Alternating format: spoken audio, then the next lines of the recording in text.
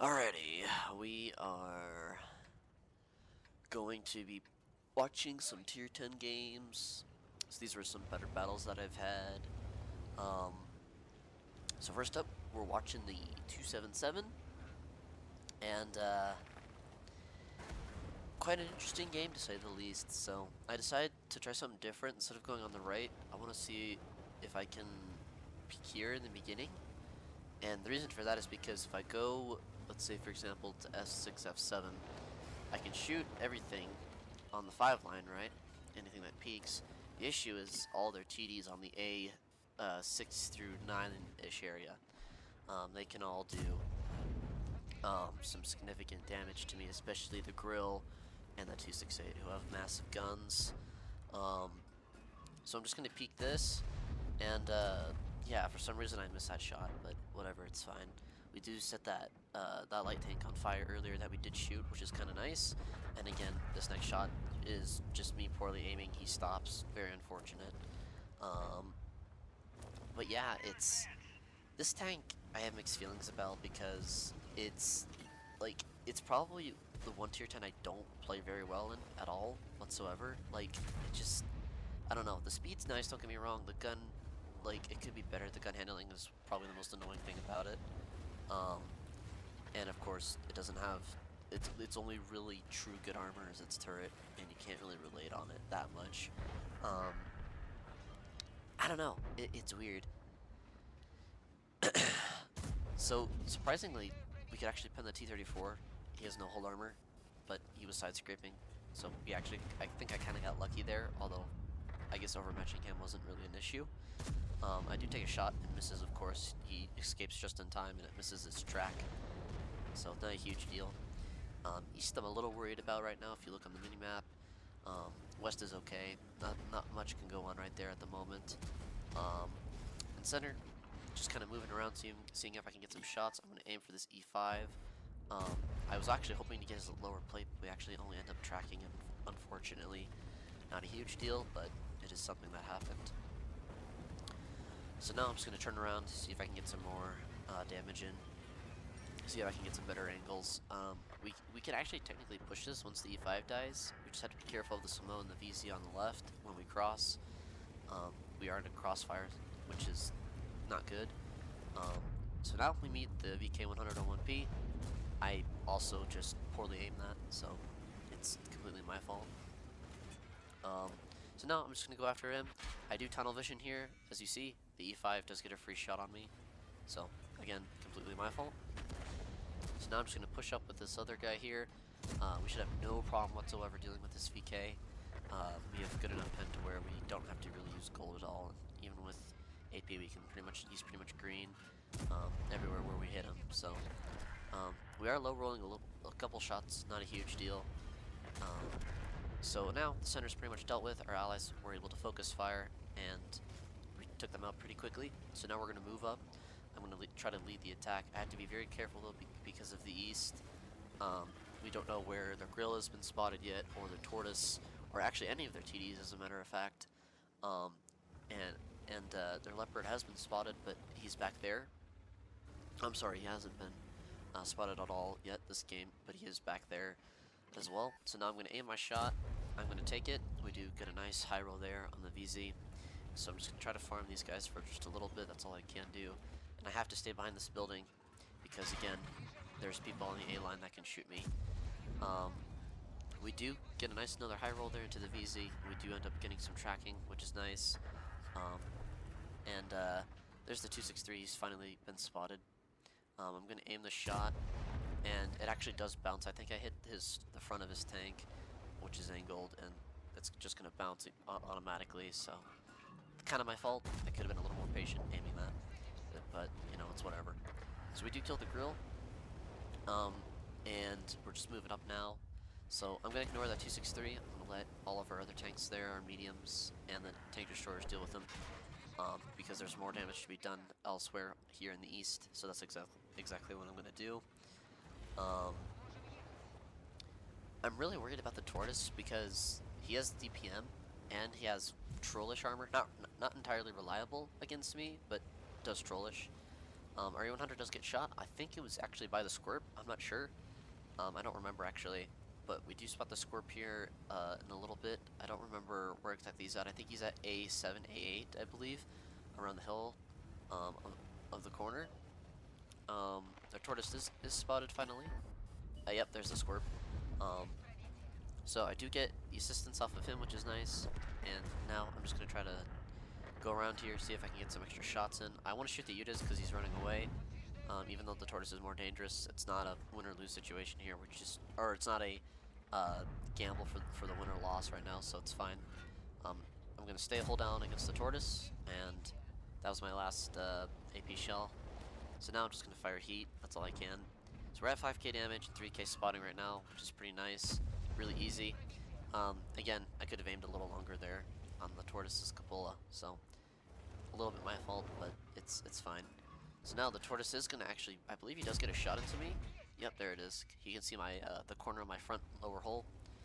We do put another shot into him, and now I'm just gonna go for the rim. He's low HP as it is. He does track me, slightly annoying, so I'm just gonna finish him off. And we end up at 5.5k damage and over 3k spawning, which is really nice. So 8.5k combined this game, or 8.7 I should say.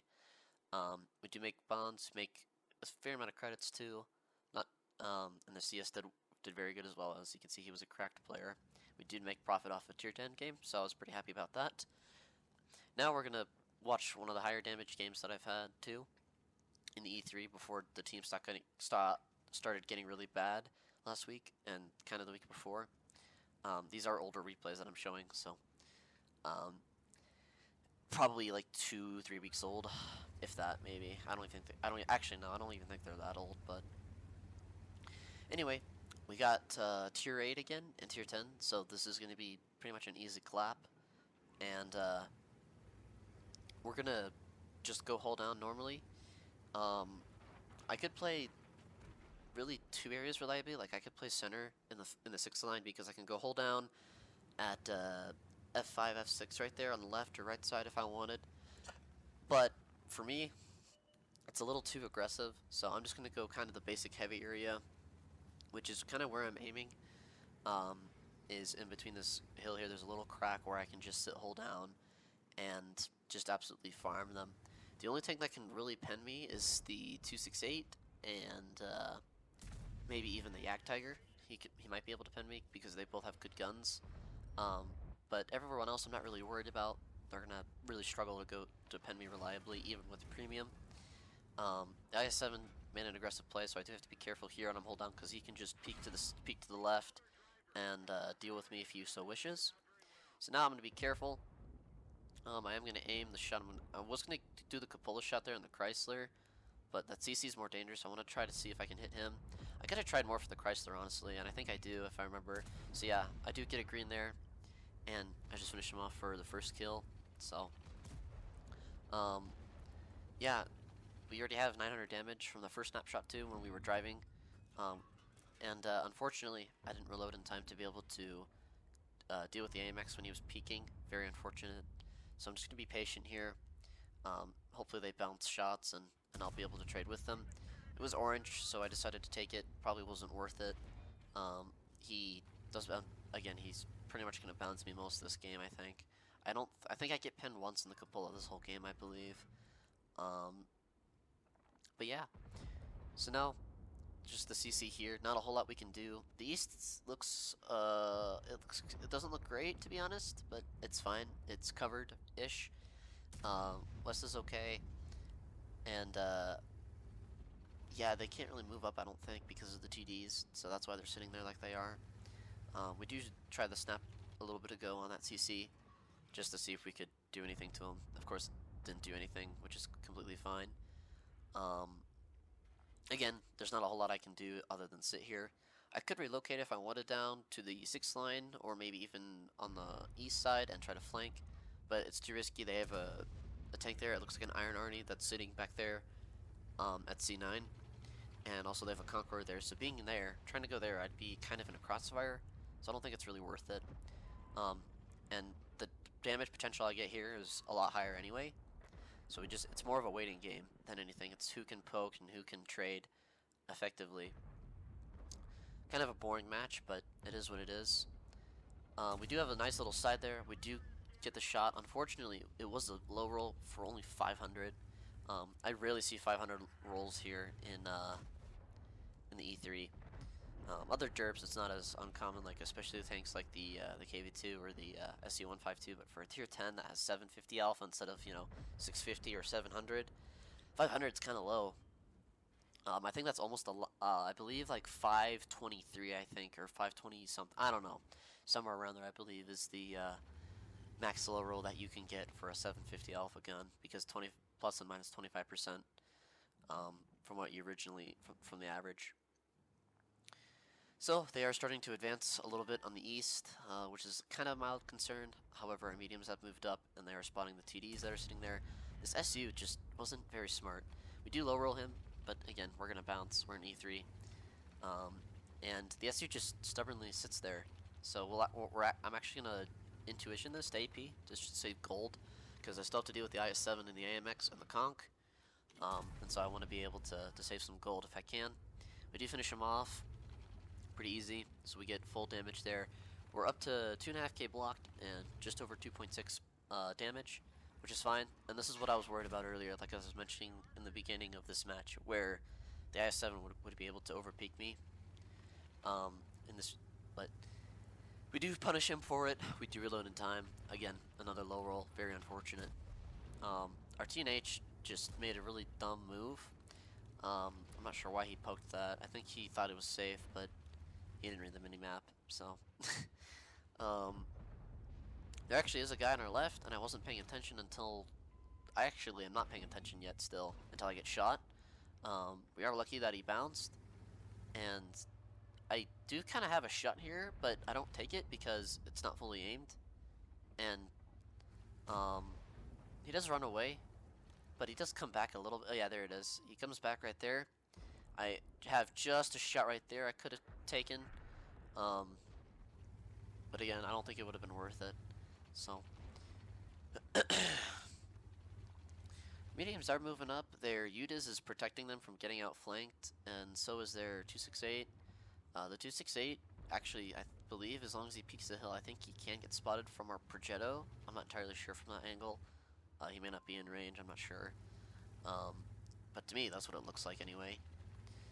So I'm going to peek this some more, and I'm going to try to be a little more aggressive here, because time is, we still have plenty of time, but I don't feel like waiting. So I'm just going to try to very carefully peek this. I'm going to try to stay against, like, hold down as much as I can. So there's the AMX. We do track him. He does actually low roll it. I actually don't know if he low rolls us, but we do get a perfect roll for 750, so better than a low roll. So that puts us at pretty much 3k blocked and just over 4k damage so far.